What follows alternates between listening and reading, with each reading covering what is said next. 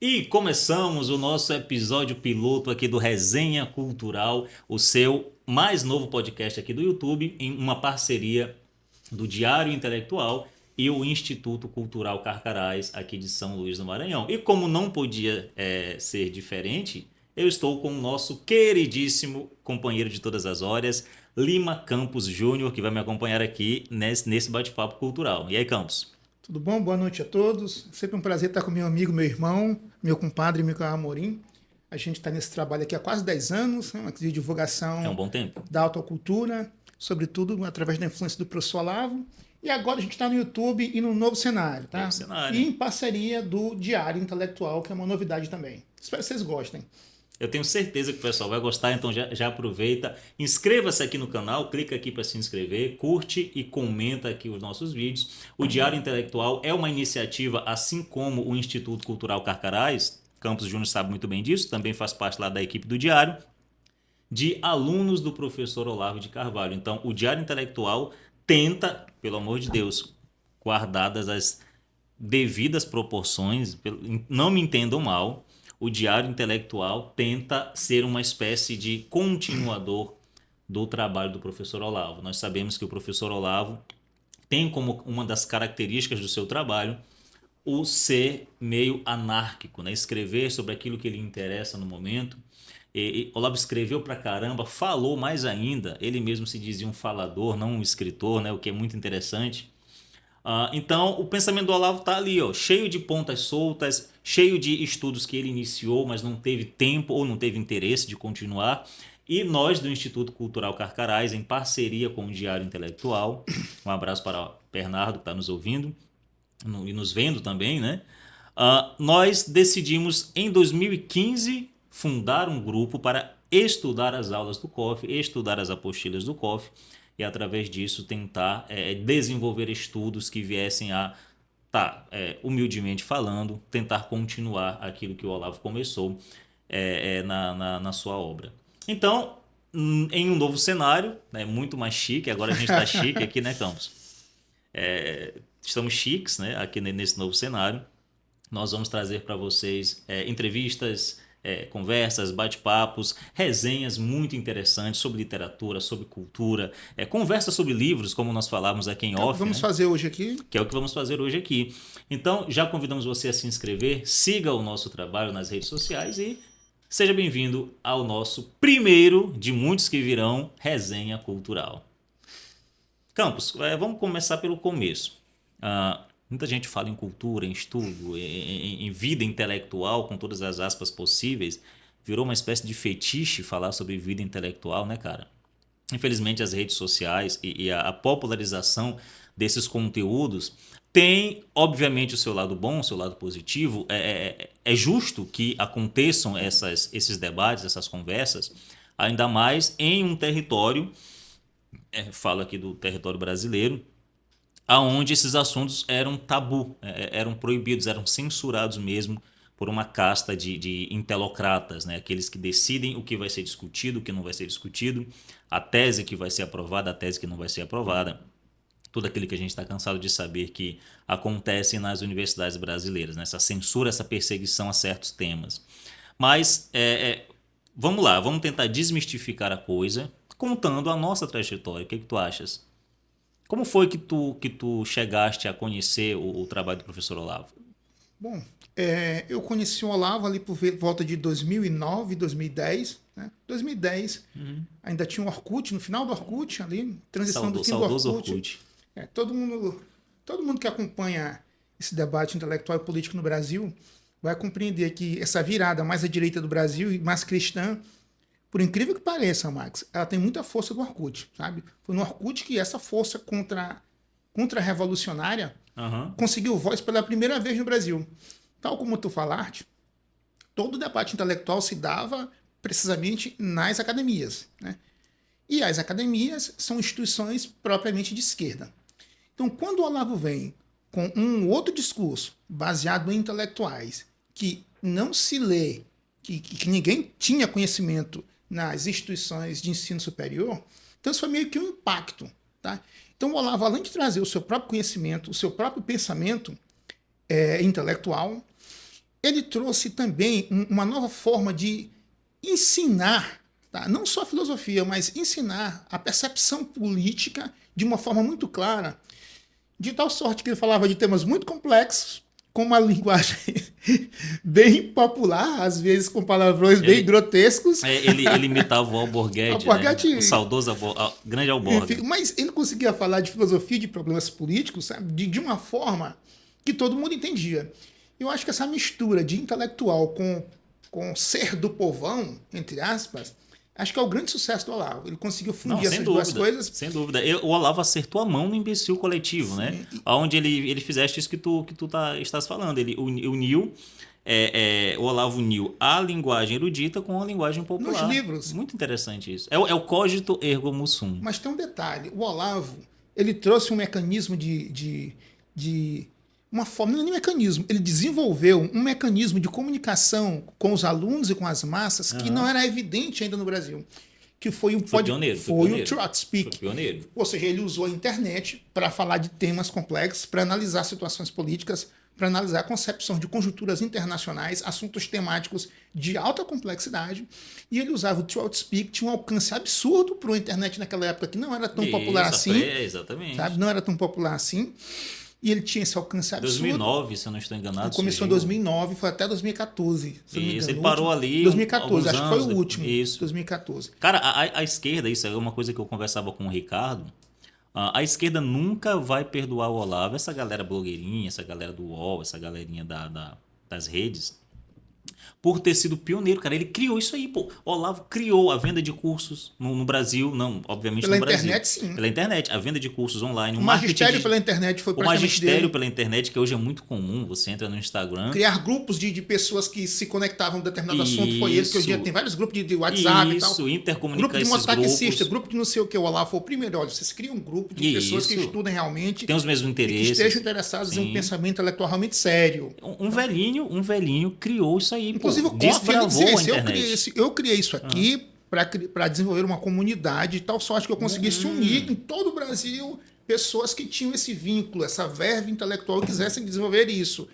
Então, ele foi pioneiro nesses aspectos, ele foi visionário. Foi pioneiro. Sem dúvida. Um velhinho foi pioneiro, estava pensando muito à frente do seu tempo. Sempre pensou. Coisas que hoje a gente pensa que é comum, né? Dá a entender que sempre existiram, como o próprio podcast, né? Todo mundo tem podcast, todo mundo tem podcast. Meu cachorro tem um podcast. De programa tem podcast. Atriz pornô tem podcast. Todo mundo tem podcast. Mas o Olavo é que começou com isso. E outra coisa, o Olavo ele tinha um sentido no programa, sabe?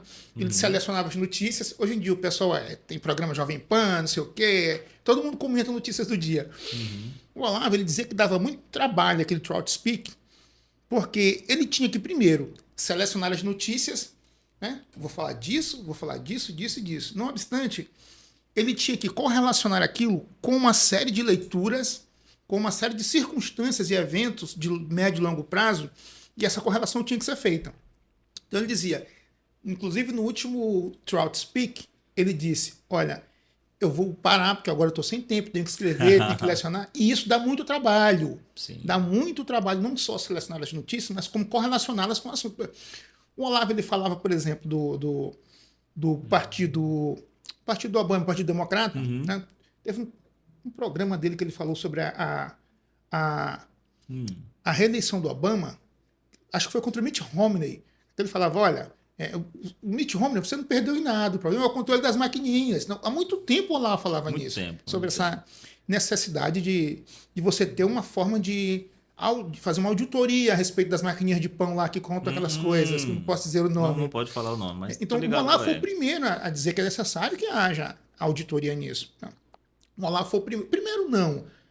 Foi pioneiro no Brasil. Mas eu acho que foi pioneiro no Brasil. Aqui no Brasil, ele trouxe alguns temas que não se debatia mais. Por exemplo, feminismo. Não, por exemplo, quem falava sobre feminismo no até Brasil? Tinha. Não tinha. Exemplo, o Olavo foi pioneiro, pô. Não tinha ninguém. Agora, eu acho que falando. um tema que é a cara do Olavo. Obviamente as feministas falavam, né? Mas o antifeminismo foi o Olavo que trouxe. Da forma como o Olavo trabalhava, não. Né? De correlacionar isso com uma organização mundial, com os grandes barões metacapitalistas que tinham a intenção, sabe, de influenciar o movimento feminista para que isso irrompesse, por exemplo, decadência da procriação. Isso, né? destruição da família, Que faz da sua parte da família. Agenda 2030 da ONU, né? Reduzir Isso. 1/3 da população. Outro dia eu via um programa, um canal no YouTube de uma feminista, para ouvir lá o que eles estão falando, e surgiu a seguinte pergunta: eles estavam combatendo o antifeminismo da Campanholo, certo? Campanholo, aluna do COF, escreveu aquele livro pioneiro também no Brasil. Qual é que é o nome do livro da Campanholo? Enfim, Nem me lembro agora. eu não lembro, Eu sei fugiu. qual é. Fugiu, eu sei qual é também, fugiu. Ainda não tive a chance de ler o livro, ver alguma coisa. Mas eu já vi muitos vídeos, muitas entrevistas da Campanholo. Né? Você pode procurar em casa o livro da Campanholo. Vi muitas entrevistas dela. Beleza, esse canal estava questionando a Campanholo, da forma que a esquerda adora fazer, né? entre os seus pares, nunca um debate franco e aberto. É sempre um puxando o saco do outro, aquela masturbação mútua que eles adoram fazer, como fazem na universidade o tempo inteiro, acreditando que isso é democracia, certo? Que isso é debater ideias. E não é, obviamente. Falar para os seus pares não é debate de ideias, né? Não é dialética. E eles tentavam responder a seguinte pergunta: quando começou o antifeminismo? E eu fiquei atento, vamos ver o que eles vão falar. E rastrearam até chegar no Olavo. Então a resposta deles foi: começou com o Olavo de Carvalho. Certo? Começou com o Olavo de Carvalho. Então, mais isso nós devemos ao Olavo. Eu acho que é um dos grandes feitos do Olavo, né, Campos? Trazer esses temas que não circulavam no Brasil. Acho que o Olavo fez, assim, o legado do Olavo é muito grande. Acho que, mas assim, tipo, o Olavo ele trouxe para o Brasil esses debates sobre temas relevantes. O Olavo trouxe o debate sobre globalismo, que já havia nos Estados Unidos há muito tempo. Muito tempo. O Edward Griffin tem vários programas lá sobre isso. Entrevistava o Anthony Sutton e tantos. Entrevistava dissidentes soviéticos, mas no Brasil esse debate não existia. Olavo implorou para entrevistar o Ladislav Bittman. Olavo implorou para os historiadores: vão lá, entrevistam um rapaz que escreveu o livro, né? A KGB. Inclusive cita o Brasil na questão do golpe, né, de 64, onde ele falsifica uma carta que dizendo que começou em Washington. Isso, o golpe começou. Não, eles falsificam uma carta dizendo que a carta era de um agente do FBI que trabalhava no Brasil a favor do golpe e que teria enviado essa carta ao Edward Hoover, né, chefe do FBI, dizendo que tinha dado tudo certo. Depois a carta era falsa, provou-se que a carta era falsa. Não obstante, isso veiculou nos jornais, enfim, serviu inclusive de tema de debate político durante muito tempo. Daí que vem a famigerada a frase, o golpe começou em Washington. Mas o que eu quero dizer é o seguinte: então o Olavo não só trouxe esses debates sobre esses temas, globalismo, feminismo, desinformação. O Olavo que trouxe o conceito de desinformação para cá, que é um conceito soviético, medidas ativas, mandou muita gente ler. Mas eu acho que o grande legado do Olavo mesmo, Max, é o desenvolvimento, a dedicação que ele teve à expansão do pensamento intelectual no Brasil. Tá? Então o Olavo ele dedicou a vida dele a esse projeto. Qual seja, o projeto de, olha, é preciso estudar mais, é preciso ter, de certa forma, um comprometimento com a vida intelectual. É preciso ler os clássicos, tá? É preciso desenvolver o conhecimento acerca dos clássicos, da filosofia, da literatura, da filosofia. Enfim, passar a partir para cá. Enfim, então acho que esse é o trabalho, o grande legado do Olavo é esse. Tá? É dizer, olha, é necessário se dedicar de forma séria aos estudos. Tá? Porque o intelectual, aí seguindo o que ele sempre falou, né? Eu sou apenas um continuador do trabalho do padre Sertilhanges. Então, eu estou aqui para dar continuidade àquilo que ele fez, isso, no intelectual. Então, ou seja, o intelectual de verdade é aquele que se dedica ao conhecimento, mas de forma sacerdotal, né? Ou seja, a vida intelectual ela é uma vida espiritual. E não tem como você se dedicar à vida intelectual sem ler os clássicos. Tá? Então, daí a gente teve a ideia, eu e Max, inclusive tem vários vídeos meus, inclusive, comentando alguns clássicos. A gente teve essa ideia, Max. Vamos criar um programa no Brasil similar ao que o Mortimer Adler fazia com um amigo dele, Charles Van Doren, que era o poeta, né? Ou seja, eles tinham um programa na televisão e nesse programa eles tiravam alguns livros e iam comentando. Comentavam, por exemplo, a Divina Comédia de Dante, sabe? Que o Moninassi fez algo parecido aqui no Brasil. Né? Paraíso Perdido, de Milton, enfim. Então, eu disse, olha, não há isso no Brasil. Tá? A ideia de que você tenha um programa especificamente que se dedique à leitura dos clássicos. Não há no Brasil. Isso. Então, eu lembro do teu programa, desculpa te interromper novamente, vou fazer isso muito aqui nesse programa, já peço desculpas, né? É um dos meus defeitos. Mas se eu estiver fazendo muito, me avisa. Não, imagina. Eu lembro, Campos, do teu programa lá na antiga Rádio Vox, não sei se tu... Lembro sim, O pessoal de 2017. casa, que é o Lavete mais antigo, deve estar ligado, 2016, né? aquilo Antiga ali. Rádio Vox. 2016. Eu lembro... Não, minto, 2015 aquilo ali. Tu enviaste um programa comentando a abolição do homem, né? Do C.S. Lewis, não é isso? E foi ali quando eu te encontrei, né? Eu acho que... Foi. A gente se conheceu em nós nos foi. conhecemos nessa época.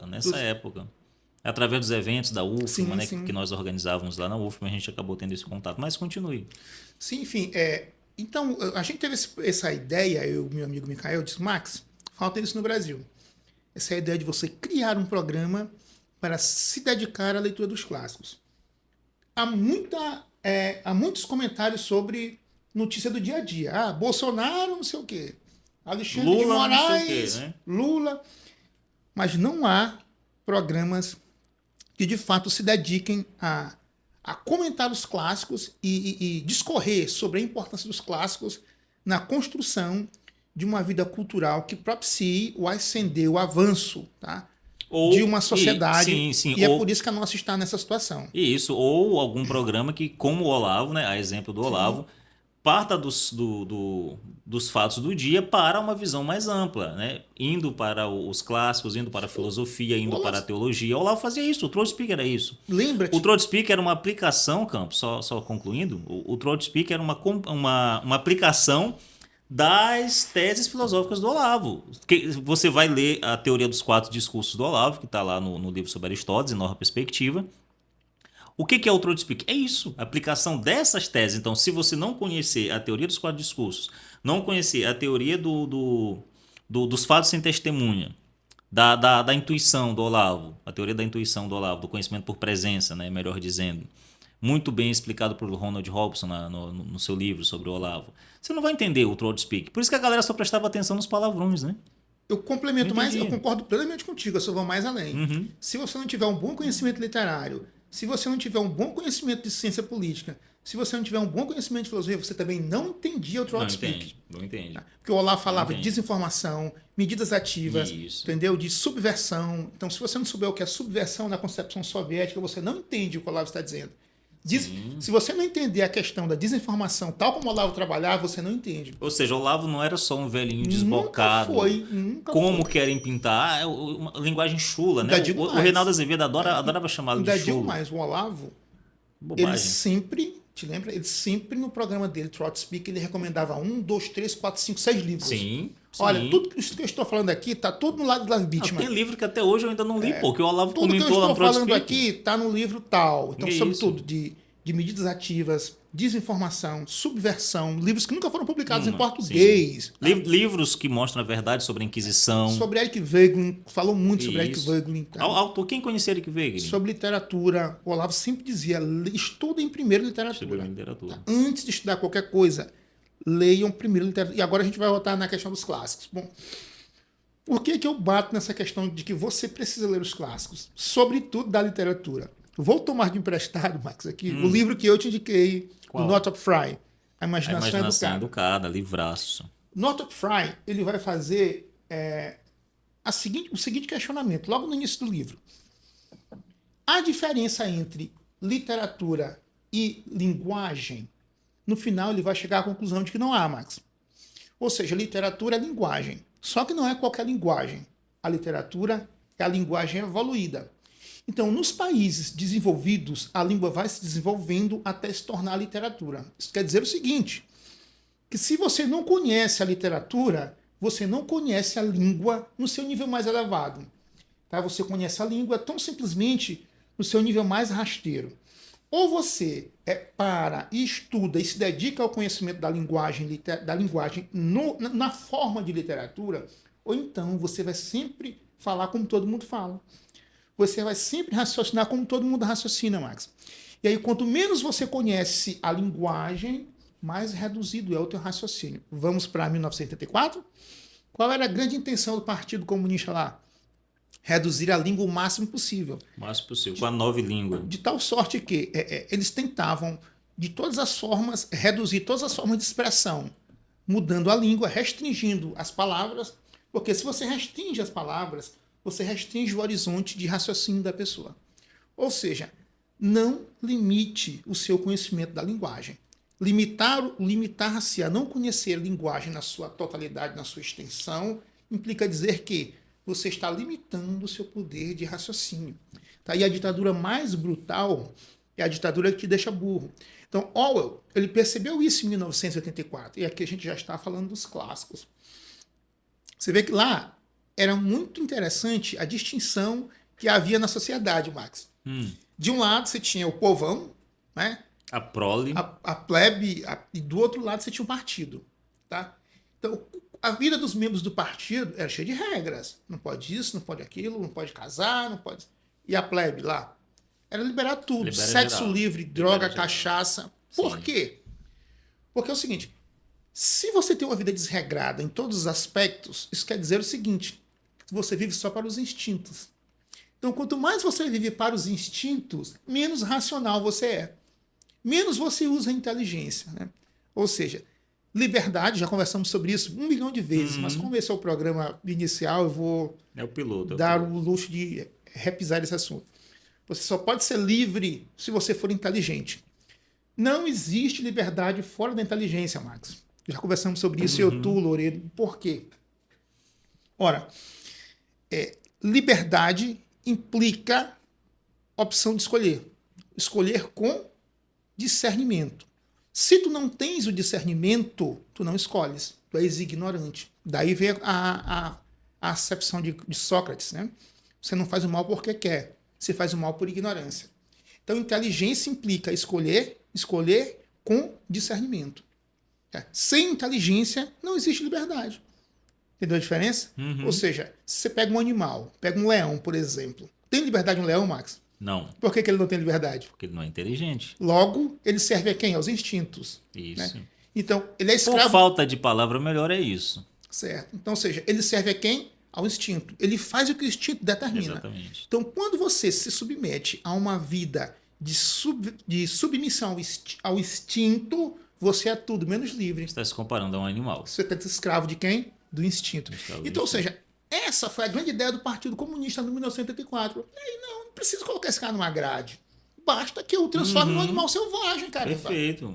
A prisão mental é a pior das prisões. Basta que eu o transforme num animal selvagem. Você vai ver só para comer, fazer sexo, beber e usar drogas. Você já é um escravo. Isso, Você já não vai me dar trabalho. Não precisa criar mais penitenciária. Entendeste? Perfeitamente. Essa é a prisão mais perfeita. Perfeitamente. Que aprisiona não só o corpo, mas aprisiona a alma. Isso é que tira a liberdade das pessoas. Quanto mais burro você é, menos liberdade você Mais tem. escravo você é. O Orwell captou isso rápido, mas isso já está em Aristóteles. Isso. Já está em Santo Tomás também. Isso.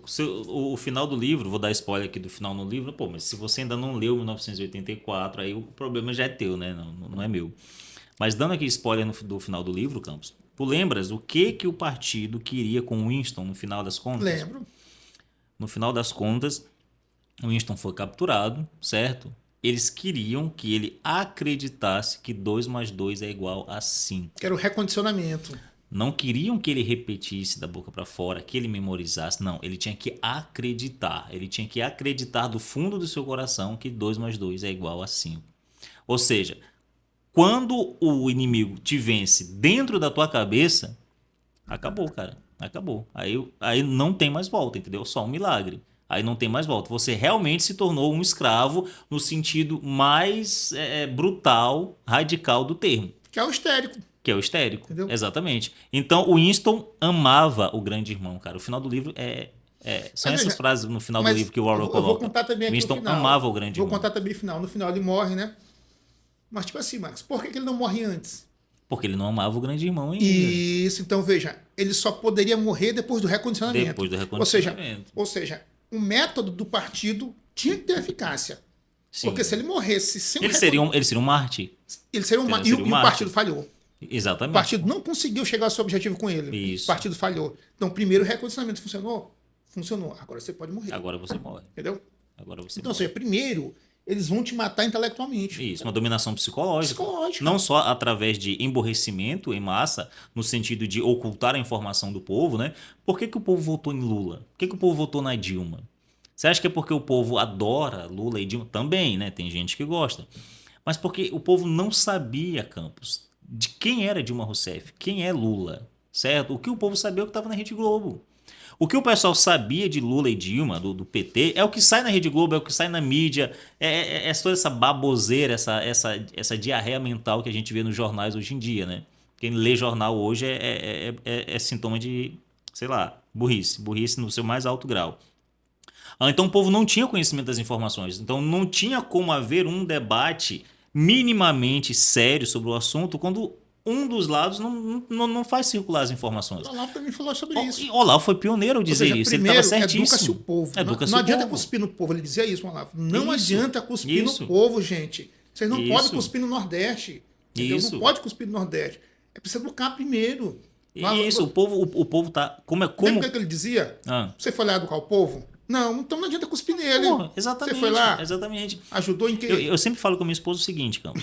A gente fica vendo algumas cenas aí lamentáveis, né? Que aqui pelas ruas de São Luís. E a gente diz o seguinte, tá, como esperar educação? Eu não estou dizendo que a maioria é assim, mas infelizmente há. Mas o Brasil, no geral, né? É lamentável a situação do Brasil. Mas como esperar educação de um povo que não foi educado? Então você não pode exigir aquilo que nunca foi dado a essa pessoa. Claro. Eu não posso exigir que você, Campos, pilote um avião. Você não sabe pilotar um avião. Então, por que eu ficaria surpreso se você caísse, sofresse um acidente, matasse toda a tripulação do avião? Por que eu ficaria surpreso, Campos Júnior, se você não conseguisse manejar um lança-foguetes, dirigir um tanque? Você não sabe fazer essas coisas. Então, por que eu vou ficar surpreso? Então, o bárbaro, e aí nós lembramos muito do Mário Ferreira dos Santos, Invasão Vertical dos Bárbaros, ele tem o seu horizonte limitado, como tu estás falando. Então, o horizonte de consciência dele é muito pequeno. E isso vai fazer com que ele faça apenas aquilo, como tu disseste muito bem, tem a ver com sexo, com a sua satisfação carnal. Ele vai acreditar que aquilo que o afeta sensorialmente é o mais importante. Parece que serve os clássicos. E vai fechar os seus olhos para a metafísica, para a religião, no seu sentido mais elevado do termo, certo? Vai fechar os seus olhos para a eternidade, para tudo isso, porque ele não, para ele é só isso, é comida na mesa, certo? É estômago cheio e saco vazio, né? É isso. Eu digo sempre, Max, que o maior professor são os grandes mestres que já não estão mais vivos, né? O Olavo dizia, olha, não se aprende filosofia com, se aprende em. Porque os grandes mestres já morreram. Se aprende em Santo Tomás, se aprende em Platão, se aprende em Wegelin. Então, Chesterton também dizia isso. Os meus grandes mestres foram aqueles que me ensinaram, depois de mortos. Né?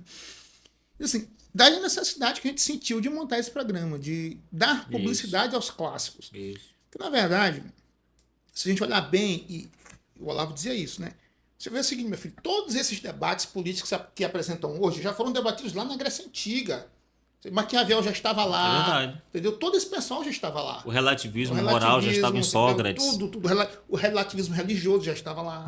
Que acontece depois com a reforma protestante. Tá tudo lá. Então eu digo assim, se você ler o ateísmo militante está lá. Então se você ler os clássicos, o que acontece?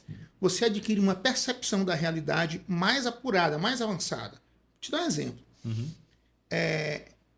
Lá em Admirável Mundo Novo, a gente tinha uma sociedade que tinha controle de concepção, te lembra? As mulheres tomavam anticoncepcional assim de boa. Isso. Te lembra? Lembro sim. Enquanto tu falas, eu tô detonando o vinho. Mas continue. Nós dois. Então, assim, onde é que eu estou querendo chegar? Ou seja, aquela mesma sociedade, Max, ela foi construída lentamente, incutindo nas mulheres em virtude da propaganda. Tu falas do Admirável Mundo Novo. Sim. Aldous Huxley. Isso, continue. Incutindo a propaganda. E o sexo livre também. Todo mundo ficava com todo mundo, te lembra? Isso, as meninas novinhas ficavam com... hoje eu vou ficar com o Matheus. Os termos pai e mãe não existiam mais. Os termos pai e mãe não existiam mais. Enfim, as meninas tomavam anticoncepcional. A droga era liberada, te lembra? Isso, lembro. A soma, né? A soma, então, esse estado de construção, isso não vem do nada. O Aldous Huxley, ele convivia no Ex nihilo nihil fit. Nada vem do nada. Ele vivia naquela sociedade ali, ele captou aquilo ali. Pô, esses caras já vivem isso. Né? Mesma coisa de você olhar, por exemplo, o estilo de vida desses atores aí, dessas grandes, não vou dizer o nome da empresa, para evitar problema. Vira e volta, eles estão falando, aqui no camarim rola tudo, três com... isso, já sei qual enfim. É o círculo. Isso, pois é, enfim. Onde é que eu estou querendo chegar? Então, isso é uma imposição, tá, lenta e temporária E se você conhece os clássicos, você passa a compreender de onde a coisa vem, Max. O fundamental é você saber de onde essa coisa vem. Né? Como essa ideia ela é construída e depois ela lentamente é implementada nos círculos políticos, na universidade, nas instituições, O nas Olavo adorava, repartições, na igreja. O Olavo adorava citar o seguinte, Campos, tu queres saber os rumos da política de um país, tu não vai consultar o que eles estão falando no showmício, né? no comício, nos debates presidenciais, e sim no círculo interno, nas discussões internas dos intelectuais nas do atas programáticas do partido. Lá é que eles estão dizendo o que eles vão fazer, tintim por tintim. Nas atas programáticas, eles têm os documentos internos. Tem tudo. As discussões internas acontecem. Que nem são mais internos. Como que o PT subiu ao poder e dominou basicamente toda a consciência nacional? Claro, por meio da desinformação, da grande propaganda da mídia, mas a gente pode voltar a Frei Beto, Marilena Chaui, os intelectuais do partido, certo? Sim. Os gurus do PT. A mídia fala muito que o Olavo foi o guru do Bolsonaro, né? Coisa que ele nunca foi. O Bolsonaro mesmo não queria isso, certo? Infelizmente, o Bolsonaro não quis seguir os conselhos do Olavo. Ou felizmente, né? A política foi muito desgastante para os anos finais de vida do professor Olavo. E isso impactou até na sua produção intelectual. Mas a mídia quis muito que o Olavo fosse guru do Bolsonaro. Tentou colocar esse jargão aí na mentalidade popular. Mas Marilena Chaui? Né? E o PT? O PT sempre teve os seus intelectuais, os seus gurus. Né? O PT sempre teve. E não era crime. Né? Mas com o Olavo não pode, por quê? Porque é o Olavo de Carvalho. Aí não pode. Do Olavo de Carvalho não se fala, não é isso? Então criou-se esse tabu, Campos. Certo? Então, a discussão interna de intelectuais é o que importa. Então você pode. Sempre importou, Marcos. Isso, você pode sempre interpretar um fato do dia? Pode. Mas desligado da sua origem, dos seus princípios, da onde iniciou a coisa, você não vai entender, pô. O Olavo sempre chamou muita atenção para isso. Olha, o status questiones. O pessoal no Brasil não dá atenção à atividade intelectual. O Olavo sempre falou, meu querido. O pessoal só dá atenção para a novela da Globo, porra, para funk carioca. É tudo. Quem tem hegemonia intelectual domina quem não tem. Exatamente. Por que o Ocidente decaiu? Porque a igreja perdeu a hegemonia intelectual. Entendeu? Exatamente. Quando você não tem a hegemonia intelectual, meu querido, alguém vai terá. E quem é esse alguém? Entendeu? É o Partido Comunista? É o PT? Entendeu? É o islamismo? É a elite islâmica? É o globalismo? Então, alguém vai exercer essa liderança intelectual. Se você não educa o teu filho, alguém vai educar. E vai impor esse plano. Nossa, que é o que está acontecendo agora. Tá? Mas o que eu estou te dizendo é como os clássicos servem para aumentar a nossa percepção da realidade. Tá? Como os clássicos servem para que a gente compreenda, para que a gente perceba algumas coisas que parece que a gente não vê com os nossos próprios olhos. E por quê? Porque o grande escritor, ele consegue, sobretudo na literatura, o grande escritor, ele consegue trabalhar problemas humanos que a gente enxerga e só vê pela metade. Ou vê de forma muito pequena. Ou parece que tem uma cortina que limita a nossa percepção a respeito dos fatos. Né? Então, vou dar um exemplo simples. Quando você pega, por exemplo, Machado de Assis, Max, né? E a forma como ele trabalha os vícios mais, vamos dizer assim, desprezíveis no ser humano, mais fúteis, mais insignificantes. Né? Então ele pega a inveja, a gente olha no sujeito invejoso, rapaz, esse cara é invejoso, e para nisso. O Machado não. Ele mostra como aquilo é corrosivo, como aquilo vai corrompendo a alma do sujeito, como aquilo, se não for combatido, acaba escravizando o sujeito e ele se torna escravo daquele vício e às vezes até sujeito a morrer sem perceber que é um invejoso, Max. Então, os grandes escritores, eles têm essa visão muito profunda da alma humana. Tá? Eles conseguem descer a essência da alma humana e dissecar problemas que os seres humanos normais como nós, seres como a gente, não conseguem fazer essa leitura. Exatamente. Uma das principais características do literato é saber dizer aquilo que a gente não consegue, né? Aquilo que o povo comum não consegue. Você não consegue se expressar, dizer o que você está sentindo. A literatura diz, o literato consegue, certo? Descreve porque ele consegue perceber as entranhas da alma humana, Max. Sabe? Uma vez eu conversando com o Frei Di, nosso ex-capelão. Grande Frei Odil, um abraço. E confessor, nosso confessor e capelão. Eu disse, Frei, a gente tá falando sobre Como diz o Danilo Gentili, Frei Odi, queremos você aqui, hein? Vamos bater um papo com o Frei Odi. Grande estudioso de Viktor Frankl. Frei Odi tem trabalhos sobre a logoterapia importantíssimos. Vamos tentar trazer o Frei Odi aqui. Deixa para o futuro. E aí, eu conversando com o Frei Odi, eu disse, Frei, o senhor gosta de Dostoiévski? Ele, claro, Dostoiévski foi o maior psicólogo que a humanidade conheceu. Ele me disse isso, né? Eu disse, eu sabia que Nietzsche disse algo parecido. Nietzsche disse o seguinte, Dostoiévski é o único psicólogo com quem eu ainda posso aprender alguma coisa. Ou seja, quando você se... Bigodudo Bezed. Quando você se abstém de ler os grandes mestres da literatura humana, na verdade você está se afastando das grandes narrativas que conseguiram entender o ser humano em sua complexidade mais essencial, eu diria. Como é o ser humano no ápice da sua loucura, no ápice da sua inveja. Ou da sua santidade. No ápice do fracasso. Da sua virtude. Ou no auge da sua bondade. Do seu heroísmo. Do seu heroísmo. Então, assim, os grandes escritores vão analisar a alma humana e descrever essas perspicácias, sabe, com detalhes que eu não conseguiria fazer. Nem você, mas eles conseguem. Então é isso. A literatura, ela é um descrever de experiências humanas. Tá? Então, quando você se ausenta dela, você corre o risco de passar a sua vida, tá, vivendo tão simplesmente as experiências que você tem lá no seu bairro.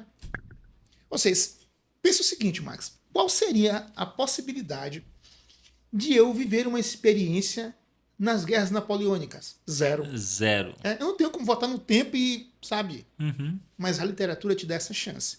Quando você lê, por exemplo, Guerra e Paz de Tolstói, em um dos trechos ele te coloca lá dentro da guerra. Ou seja, você consegue viver experiências. Como seria se você estivesse ali? Que é uma possibilidade, obviamente. Então, isso, a literatura são vidas possíveis que você não viveu, mas você vive então, ali. Ele te coloca lá dentro com todas aquelas experiências. Pessoas mortas, perdendo a perna, sabe? Só cavalos mortos, fedor de gente morta, bomba, gente despedaçada. Todo aquele entorno político de poder que consistia, que impulsionava as guerras napoleônicas. Dentro da mente das pessoas, do pensamento. Então, ou seja, eu posso, no momento em que leio, me transportar para aquele cenário e viver toda aquela experiência, que seria impossível eu viver como aquela experiência, nessa ser vida. Concreto nessa vida, né? Como seria impossível, por exemplo, eu viver a experiência de Dante Alighieri, sair do inferno, purgatório e céu. Não existe essa possibilidade. Conversar com Virgílio. Enfim, onde eu estou querendo chegar? Se você se ausenta da cultura literária, você vai reduzir as experiências da sua vida tão simplesmente as experiências do ciclo em que você vive. Que é restringir-se demais. Tá? Você merece mais. Você merece viver o máximo que você puder de experiências e aprender com elas. Então não é só ler. Você não vai apenas ler. Perfeito. No momento em que você lê, você se coloca naquela situação. Cara, tá? eu ia falar sobre isso. Experiência e aquela experiência tem que sincronizar dentro de você. Eu ia justamente fazer essa pergunta. Isso faz parte de mim agora. Faz parte de mim agora. Platão. Verdade conhecida, verdade obedecida. É verdade obedecida. Isso faz parte de mim agora. Vivenciei isso tem que entronizar na minha alma e eu tenho que tomar isso para mim. É como se eu vivesse isso e aprendesse com aquilo. A mesma coisa quando você lê filosofia, quando você estuda filosofia, você pega lá Platão, pega Aristóteles, beleza. A filosofia não é, Campos, como no caso da literatura, uma obra acabada. A obra de Machado de Assis é aquilo que está ali, aquilo que Machado de Assis escreveu. A obra de Tolstói é aquilo que Tolstói escreveu. Beleza, tá lá, nós podemos ler para ter experiências, enfim, como tu estás falando, enriquecer o nosso imaginário. Outro termo que virou fetiche na internet brasileira, infelizmente, mas é justamente isso aí. Um conceito muito mal compreendido. Muito mal compreendido. Se você quiser compreender mais sobre imaginário, lê o livro do do Northrop Frye. A Imaginação Educada. Outro livro, aproveitando que tu estás indicando, tá aqui, ó. A Dialética Simbólica, Estudos Reunidos, do professor Olavo de Carvalho. Cara, paulada, a primeira vez que eu vi alguém falando de literatura dessa forma, Campos. Mesclando literatura, filosofia. Cinema também, né? Cinema, tem análise de filmes aqui, cara. Bicho, se você tá acostumado a ler essas resenhas lá do IMDb, desses sites de resenhas aí de filme que você encontra no Google, esquece essa merda aí, leia esse livro aqui, você vai ver o que que é uma análise, uma resenha de um filme de verdade, certo? Todo o simbolismo. Então, a primeira vez que eu ouvi falar de literatura de um jeito que foge do que a gente encontra por aí nos cursos de letras, nas faculdades, nos debates acadêmicos, foi com esse livro aqui. O Ricardo me falou que esse livro aqui é um dos livros favoritos dele. Não é o meu livro favorito do Olavo, mas com certeza está no top 5 ali, Campos, dos livros favoritos do Olavo. Então, leia a Dialética Simbólica para você entender o que é poesia, o que é filosofia, qual o papel da literatura, certo? Da verdadeira e boa literatura. Mas, enfim, é o que eu ia te falar, Campos, o que eu ia te perguntar. Por que ler? Por que ler? Hoje em dia, como nós estamos falando desde o começo, há um certo fetiche em vida intelectual, com todas as aspas possíveis, certo? Há pessoas que fazem aniversário de comemoração, né, de 20 anos de vida intelectual. Que merda é essa? Entendeu? Então tornou-se uma espécie de fetiche, uma espécie de marketing.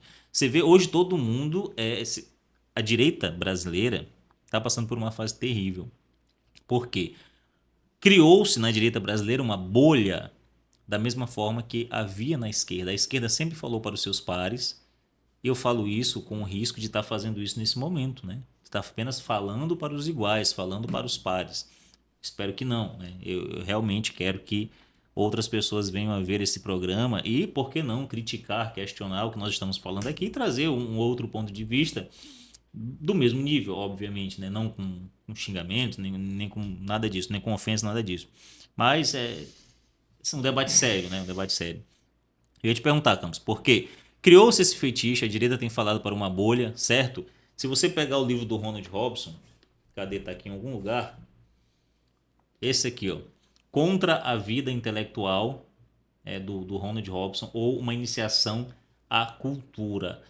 O pessoal começou a falar desse livro porque é um livro polêmico, certo? Em alguns pontos do livro, o Ronald cita alguns figurões da direita brasileira, do marketing digital brasileiro. Salvo engano, ele cita o Ítalo Marcílio, Ícaro de Carvalho, o carinha lá do Formação do Imaginário, que é o Melk, né, do Formação do Imaginário. Só que o livro não é só isso, né? É citado em nota de rodapé ou de passagem. O livro não é sobre isso. O livro não é apenas polêmica gratuita. Infelizmente, o livro recebeu uma certa atenção no YouTube brasileiro, na direita, por causa disso. Mas o livro não é só isso. E se nós tivermos a oportunidade, eu espero que nós tenhamos, de trazer o Ronald aqui para conversar mais sobre esse livro, a gente fará, né? Até porque o assunto aqui não é esse. Mas, só fechando esse parêntese, nesse livro aqui o Ronald diz o que é cultura. O que é cultura, por que que você deve estudar, por que que você deve ampliar o teu horizonte de consciência, por assim dizer, e por que que você deve abandonar esse fetiche por uma vida intelectual que não leva a lugar nenhum. Hoje todo mundo virou comentador, Campos. Todo mundo, nós falávamos no começo, né, que todo mundo virou comentador político e infelizmente na direita todo mundo virou Isso intelectual. acontecia na Grécia também. Todo mundo virou Havia intelectual. muito sofista na Grécia, entendeu? Pois é. Sócrates se levanta contra isso. Com o agravante de que os sofistas estavam num nível muito acima. Lógico. O Gorgias estava num nível infinitamente lógico. acima do que a gente vê hoje por aí, né? Mas produzia muito desastre. Claro. Muitos claro, alunos. sem sombra de dúvidas. Eu me lembro que no final do diálogo lá do sofista, qual é a conclusão que se chega lá? Eles vão discutir a questão do conhecimento e não conhecimento. Né? O que é o conhecimento? Eles vão discutir lá no sofista. Perdão, vão discutir o que é o sofista. O que é o sofista? É especialista, não é? Conhecedor, não é do assunto, enfim. Uhum. Aí no final, qual é a conclusão que eles vão chegar do diálogo? Bom, penso que o sofista é aquele que pensa ter o conhecimento, não obstante, tem apenas a opinião. Ou seja, A doxa, né? é só a doxa. Então o sofista pensa que conhece. Pensa que sabe das coisas, mas na verdade só tem opiniões sobre ela. Então no mundo digital acontece muito isso. Acontece muito isso. Então as pessoas comentam, mas é tudo um reino de opiniões. Então a opinião realmente séria e verdadeira tem que passar pelo crivo do método. Pelo crivo do método. O padre Gratry, Alphonse Gratry, no livro Regras para a Direção, Conselhos para a Direção de Espírito, ele dá logo um conselho de saída, Max. Uhum. Olha, ele cita um ditado romano que diz: corrompere século vocabitur, que é corromper e ser corrompido é o que chamamos século. Ou seja, qual é a função do século? O século aí é a moda, é o dia a dia. O falatório. Aquilo que está rolando entre as. É o que nós podemos chamar de legião, como chamam as escrituras. Então, o que é o século? O século é aquilo que está na moda. Então, o padre Gratry, ele chama a atenção, olha, isso apenas corrompe. Então, se quiseres de fato ser alguém capaz de opinar, ergue-te acima da moda. Ou seja, ascende para além do século e olha de cima.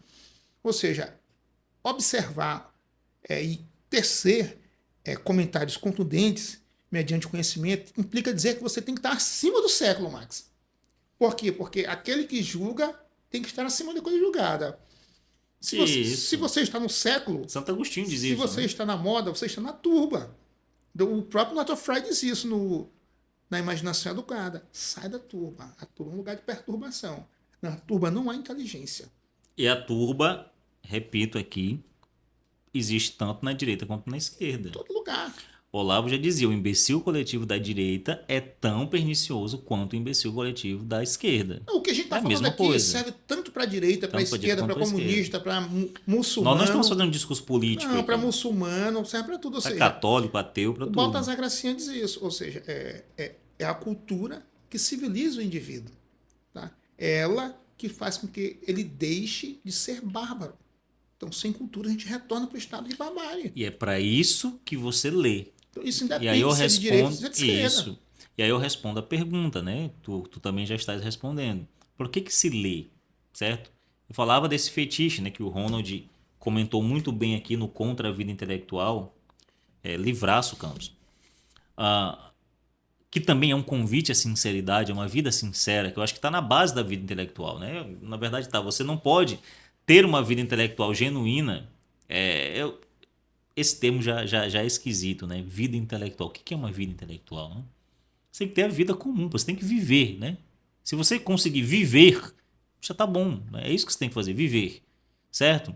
Se você não liga para essas coisas que nós estamos falando aqui, metafísica, cultura, será que você vive ou você sobrevive, né? Há uma diferença. Vida tem que ter um projeto, não é isso?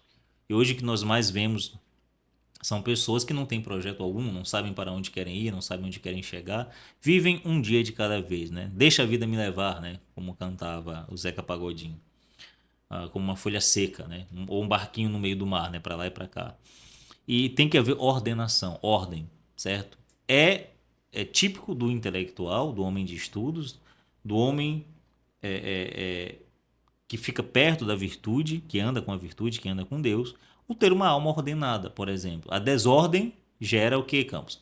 Um afastamento do homem de si mesmo. Você não sabe quem você é, né? É como legião. Lembra quando Jesus expulsou os demônios daquele homem? Ele falou, eu sou legião, porque eu sou muitos. Não é isso? São muitos. Então, quando você não consegue encontrar a tua própria voz e você fica preso nesse debate, né? Lula, Bolsonaro, direita, esquerda, não sei o quê, que pode sim ser feito com seriedade, pode sim ser feito de forma séria, sincera, certo? De forma construtiva. Você pode sim fazer esse debate, é claro. Você está inserido nessa realidade, né? Nesse contexto. Só que quando você fica preso a isso, né? a essa linha horizontal, e você esquece a linha vertical, o que acontece contigo? Isso que tu estás falando, você se torna um bárbaro, você fica emburrecido, você se torna um selvagem, certo? Que é o homem não civilizado. Então você não pode renegar as conquistas que a humanidade fez, graças ao bom Deus e a duras penas, certo? Por meio da razão, por meio da filosofia, por meio da teologia, por meio da história, por meio da literatura. Você não pode rejeitar tudo isso. Quer dizer, você pode rejeitar, mas você vai estar rejeitando a humanidade, certo? Então você fica preso em querer só saber a notícia do dia, a política do dia. Olha o que o PT fez, olha lá o que Lula fez. Lula aprovou não sei o quê, os Estados Unidos fez não sei o quê. Para, entendeu? Você fica preso naquilo que nós podemos chamar de samsara, né? Que é aquela roda que vai girando, girando, uma hora você está em cima, outra hora você está embaixo, e você não tem projeto nenhum e nem controle nenhum Esse bombardeio é sobre isso. programado, Max. Esse bombardeio é programado. Você fica preso na horizontalidade, entendeu? E você não avança, não vai nem para cima e nem para baixo, né? Você fica horizontal. Esse bombardeio certo? é programado. Como se não houvesse, igual a música de John Lennon, né? Nem um inferno embaixo e nem um céu Por que acima. você acha que tem canal de TV que é notícia de manhã até a noite?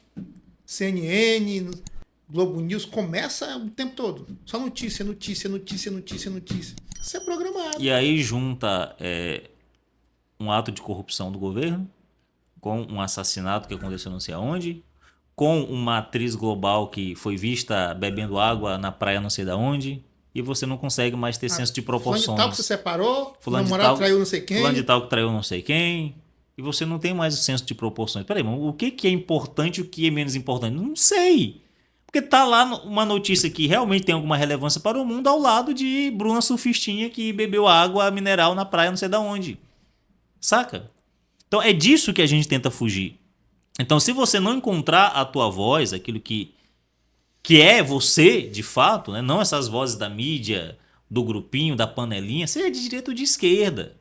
Entendeu? Da tua panelinha, do teu youtuber favorito. Se você não encontrar quem é você no meio disso tudo, quem é você de fato, eu não quero saber do grupo. Ah, eu sou católico, foda-se, entendeu? Ah, eu sou conservador, foda-se. Eu quero saber quem é você. Entendeu? Onde você está, o que você quer, para onde você está indo.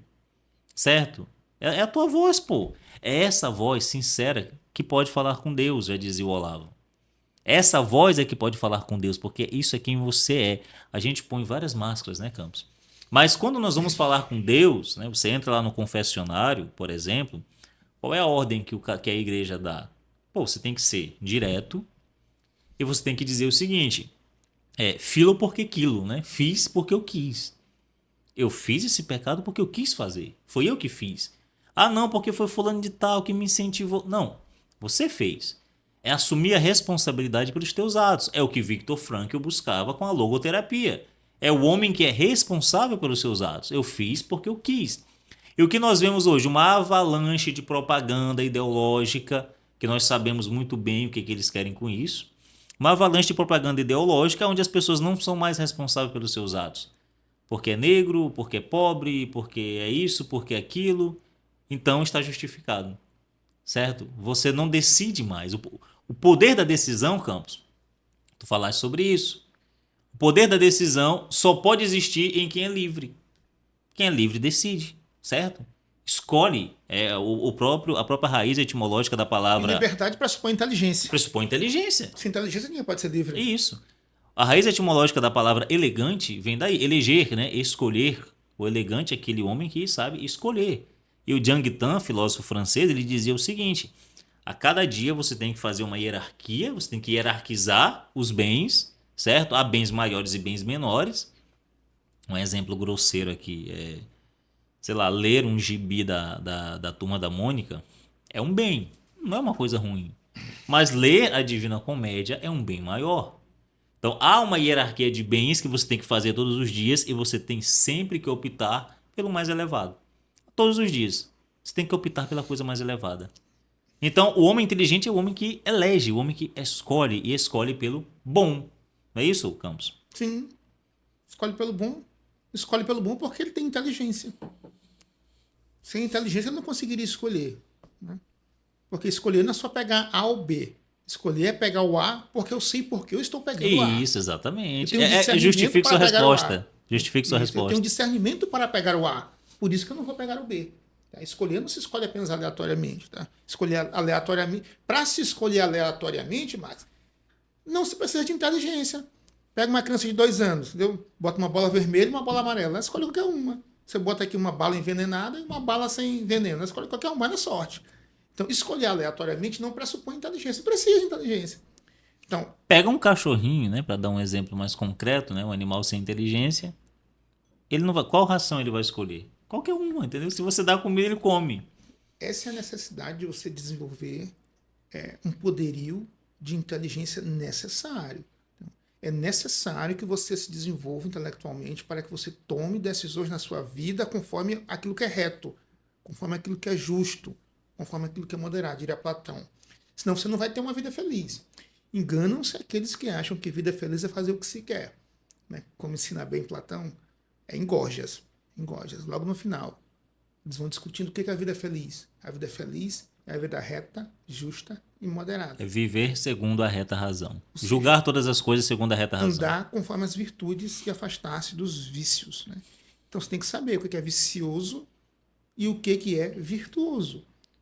Se eu vivo apenas aleatoriamente para satisfazer os meus desejos instintivos, é óbvio que a razão está descartada, ela está limada da minha vida. Você está agindo como o tipo de alma que está no ventre. Uma vez afastando-me da razão, jamais eu posso ser feliz, porque eu não vou conhecer a vida virtuosa, eu não vou conhecer a vida reta, eu não vou conhecer a vida moderada. Então, qual o problema da plebe? É estar aí, Max. Aquela risada lá de cachaçada, de futebol, de noitada. Eles entendem que aquilo é uma vida feliz. Não é. Aquilo é tão simplesmente uma vida animalesca. E quando a gente fala de plebe, né, pelo amor de Deus, não ser pobre. Não estamos falando, não tem absolutamente nada a ver... Eu sou pobre, caramba. Não tem absolutamente nada a ver com condição financeira. Não estamos falando disso. Estamos falando de pobreza, sim, mas pobreza intelectual, pobreza cultural. Espiritual, sim. É justamente nesse tema. Então é isso. Ou se faz um processo de levar em consideração que esses valores são importantes para a ascensão como homem, sabe? Os valores espirituais, intelectuais, morais, andar conforme as virtudes, conforme o reto, conforme o justo. Então, isso é um processo que deve ser passado de pai para filho, Max. De pai para filho. Então, a função do pai é essa, a servir de exemplo. E a função da mãe também. A maternidade lá tem um condão salvífico. Então, quanto mais filhos uma mulher tem, e esses filhos são pessoas de boa índole, pessoas de caráter, esses filhos vão ajudar a melhorar o mundo. Então, ela está melhorando o mundo por meio da maternidade. Então, tu estás dizendo que é aquele discurso que diz, não, você não deve ter filhos, porque o mundo está muito difícil, as coisas estão muito perigosas. Aí é que você deve ter. Aí que você deve ter. Não, mas nós não vamos casar porque o casamento, hoje em dia, está dando quase que em sua totalidade em divórcio. Isso aí é o argumento a favor do casamento e não contra. E não contra. Então, justamente porque o mundo está ruim, é que você precisa ter bons filhos. Claro. Você precisa educar bons filhos para este mundo. Correto. Isso. Seu casamento precisa ser sólido, entendeu? Ou seja, isso funciona a favor do casamento. Então, o argumento, não, mas não pode. Tá? Isso funciona a favor da maternidade extensível, eu diria. Quanto mais filhos você tiver, melhor. Desde que... Porque o mundo vai precisar de boas pessoas. Né? Isso tem um argumento, Max, intelectual, espiritual e econômico. Tá? Espiritual no sentido de que quanto mais filhos você tem e você os transforma em pessoas corretas, honestas, pessoas de boa índole, você está ajudando a salvar o mundo. Porque esses teus filhos vão propagar a fé, vão casar, vão ter filhos que nem você aqui. Ou seja, você vai expandir pessoas de honestidade, pessoas de alto valor na sociedade. Você está contribuindo para a salvação das almas. Ou seja, é a maternidade um mecanismo para a salvação das almas. Porque Deus quis que fosse assim. E por que foi assim? Daí a personificação, daí da Virgem Maria. Daí a importância da pessoa da Virgem Maria. Deus quis que fosse assim. A salvação do mundo veio a nós por onde? Pela Virgem Maria. A salvação chegou a nós pela Virgem Maria. Então tem uma simbologia aí. Ou seja... Através do sim de Maria. O parto é um ente que colabora com Deus para a salvação das almas. Isso espiritualmente. Mas também há uma justificativa econômica. Se as mulheres têm apenas um filho, se cada casal tiver apenas um filho, daqui a 30 anos, você vai ter, para cada criança, para cada pessoa adulta, 2 velhos. Entendeu? Se cada casal tiver um filho, sim, você vai ter... Isso se ninguém morrer. Você vai ter lá 2 velhos para um filho. 2 velhos para um filho. Que país se sustenta com isso? Nenhum. Onde a quantidade de velhos é muito maior do que a quantidade de pessoas aptas a trabalhar. Outro detalhe. Quanto mais tarde a mulher deixa para ter filhos, maiores chances do filho dela nascer algum problema. Ou síndrome de Down, ou de ela não ter filhos. Ou autista. Já estou levando em consideração que ela tenha. Uhum. Ou se com síndrome de Down ou de autismo. Ou seja, nós estamos aumentando a quantidade de pessoas, nada contra as pessoas que têm autismo ou síndrome de Down, algum problema de saúde. Deus sabe todas as coisas. Mas, tipo assim, se expandirmos muito o número de pessoas com problemas, entendeu? Isso vai lá na frente causar problemas na estrutura econômica do país. Se eu tiver uma juventude com 50% das crianças com algum problema, então nós vamos ter o quê? Na fase adulta, só 50% de pessoas aptas a trabalhar. Entendeu? Sim. Ou seja, se a mulher só tem um filho e se ela deixa para parir muito tarde, isso implica em um desabar econômico do país, porque nós não teremos força vital para trabalhar lá na frente. Você veja, Roma passou por esse problema. Uhum. Chegou um tempo em Roma, na época ainda era Augusto, imperador Augusto. Max, a a prostituição comia solto. Os casais não estavam mais, as mulheres não casavam mais, os homens não casavam, o sexo livre estava rodando a solto. E aí não havia mais casamento. Né? As mulheres engravidavam e matavam os filhos. O infanticídio correndo solto. Augusto captou isso. Ele viu que a taxa de natalidade estava caindo. Perdão? Imperador Augusto. Ah. Ele viu que a taxa de natalidade estava caindo absurdamente. Foi o que ele fez? Baixou um decreto, proibindo o celibato, né? E punindo os casais que não tinham filhos. Não tinham filhos. Sim. Tem que ter filhos. Mesmo assim, isso não resolveu. Não resolveu. Ficou uma lei quase que inócua. Mas Roma sentiu. 200 anos e meio, Roma caiu. Chegou um ponto, Roma, Max, que tinha legiões infinitas. Entendeu? Roma que tinha legiões infinitas. Chegou um tempo que não tinha mais soldados. Roma tinha que contratar mercenários para, te dou tanto, para guerrear contra a tribo tal. Ou seja, onde é que eu estou querendo chegar? Que a queda de natalidade é a queda de um país. A queda de natalidade é a queda de um país. Então, a cultura do filho único, preste atenção agora. Você que é mãe, não me entenda mal. O que eu vou dizer aqui é o seguinte. Agora eu vou olhar bem para você. A cultura do filho único é a cultura da morte. Não estou dizendo que ter um filho é pregar a morte, não é isso. O que eu estou dizendo é, às vezes a mulher só teve um filho, o marido morreu, não conseguiu mais engravidar, tudo bem. O que eu estou dizendo é, a cultura do filho único é diferente, tá? Pregar a ideia de que a mulher só pode ter um filho, porque tá tudo muito difícil, porque tá tudo muito caro, senão não posso dar um iPhone para 3 filhos diferentes. O que não faz o melhor sentido, o menor sentido, porque a renda per capita só aumentou. A cultura do filho único é a cultura da morte. Nenhuma sociedade consegue se sustentar economicamente com a cultura do filho único. Então, a maternidade é um elemento salvífico. Então, tenha muitos filhos e muitos filhos melhores do que você. Tenha filhos santos, não é isso? Uma hora. Tenha filhos santos. Bom, estamos chegando ao final de nosso bate-papo muito produtivo, rápido, muito cara. enriquecedor. Cara, quando a conversa é boa, o tempo voa, né? Einstein tinha razão, o tempo é relativo, né? Eu estava esses dias, Campos, eu estava em uma reunião no trabalho. Cara, parece que não passava o tempo, velho. Parece que aquela reunião durou assim 15 horas. Foi uma reunião de 3 horas, 4 horas no máximo, mas parece que durou 20 horas. Mas o nosso bate-papo aqui Pô, foi... já deu uma hora. Pô, já deu uma hora. Temos de ir. 5 para as 10. Temos de ir. Bom, minha esposa, minha queridíssima esposa está me aguardando Vamos nos despedir, para jantarmos. Né? Tem que ir para casa também, que amanhã tenho missa cedo no Carmelo. Isso, tem missa cedo amanhã. Então, pessoal, muito obrigado. Quero agradecer a todos vocês que estiveram conosco até esse horário. Tá aí. Foi muito bom o bate-papo, meu compadre. Cara, até a próxima. Deus abençoe sua vida. Até mais. Excelente bate-papo e é aquele negócio, né? A famosa pergunta, por que ler, Campos Júnior? Nós falamos muito aqui de livros. Respondemos essa pergunta várias vezes. Isso, mas vamos encerrar, vamos fechar o fio da meada, né? Vamos chegar ao final. Tem aqui uma pilha de livros que nós trouxemos. Nós temos aqui o Mito e Realidade, do Michel Eliade. Nós temos Contra a Vida Intelectual, do Ronald Robson. Falamos muito sobre isso. A Dialética Simbólica, do professor Olavo. Temos o Inteligência e Verdade. Tu compraste esse recentemente, né? Comprei. Esse livro está comigo. Não tive tempo de lê-lo ainda. Inteligência e Verdade, do professor Olavo. Cara, é isso que... Pô, grupos conservadores do Brasil. Tá, agora eu falo para vocês.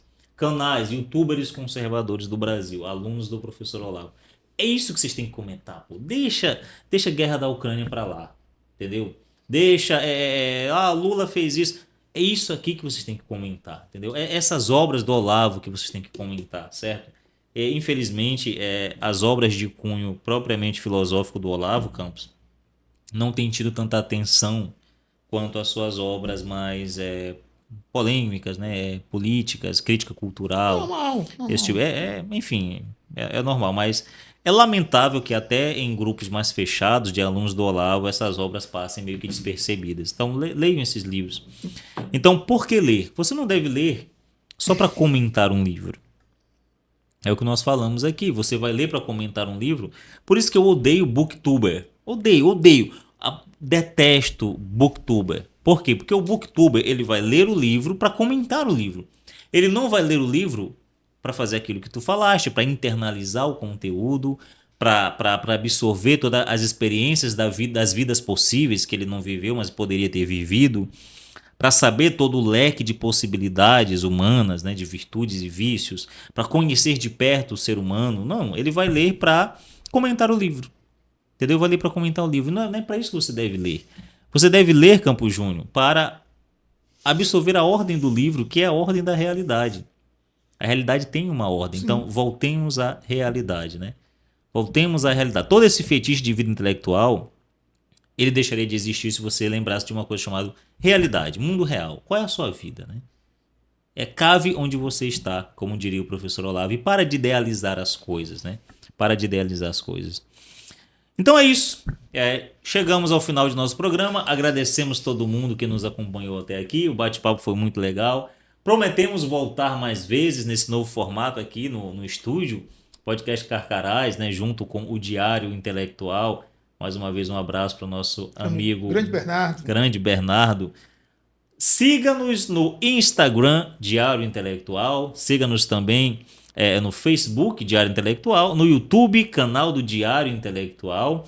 E também, Campos Júnior, nós temos um site com traduções inéditas para o português de grandes clássicos da filosofia, clássicos da literatura, clássicos da política, da história. O Bernardo não dorme, Campos Júnior. É incrível. O Bernardo não descansa. Está sempre trazendo conteúdo novo. Ele traduziu uma obra inédita de Santo Tomás de Aquino, sozinho, sem nenhum patrocínio, certo? Com a ajuda da sua esposa. Um abraço para a Kessia. Ele tem feito um trabalho excepcional pela cultura brasileira, pela continuação do trabalho de nosso querido professor Olavo. Então, visite o site do Diário Intelectual. Lá você vai encontrar grandes obras, você vai encontrar arquivos em PDF, você vai encontrar meios de ajudar financeiramente o Diário Intelectual. Então, por favor, ajude, contribua com esse trabalho.